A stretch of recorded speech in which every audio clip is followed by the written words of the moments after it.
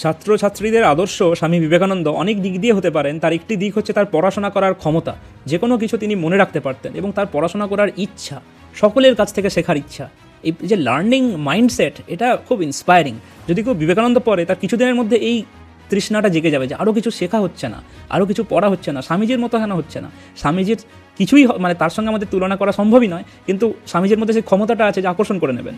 যেমন বলা হতো কৃষ্ণ নামের অর্থ কি, যে প্রচণ্ড আকর্ষণ করে নিতে পারে, যে কোনো কিছুকে আকর্ষণ করে নেয়। স্বামীজি সেই এত বড় আধার, সব কিছুকে আকর্ষণ করে নিতে পারে।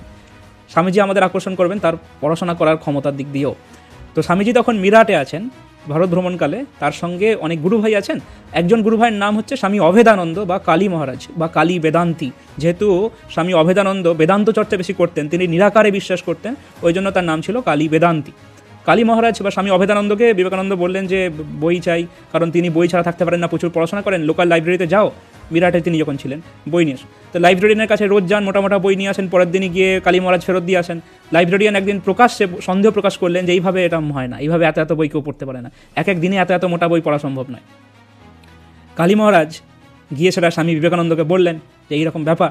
স্বামীজি পরের দিন নিজেই হাজির লাইব্রেরিয়ানের কাছে। লাইব্রেরিয়ানকে গিয়ে বললেন, দেখুন আপনি যে কোনো বই থেকে, এতদিন পর্যন্ত আমি যা আপনার কাছ থেকে বই পড়েছি, যে কোনো বই থেকে যে কোনো প্রশ্ন আমায় করতে পারেন। লাইব্রেরিয়ান বললেন, ঠিক হ্যাঁ, লেট মি চেক। প্রশ্ন করতে শুরু করলেন, যতই প্রশ্ন করেন স্বামীজি সব উত্তর দিয়ে দেন। তখন উনি অবাক হয়ে বললেন, কীভাবে সম্ভব? সেটাই স্বামীজি, সেটাই বিবেকানন্দ, সম্ভব।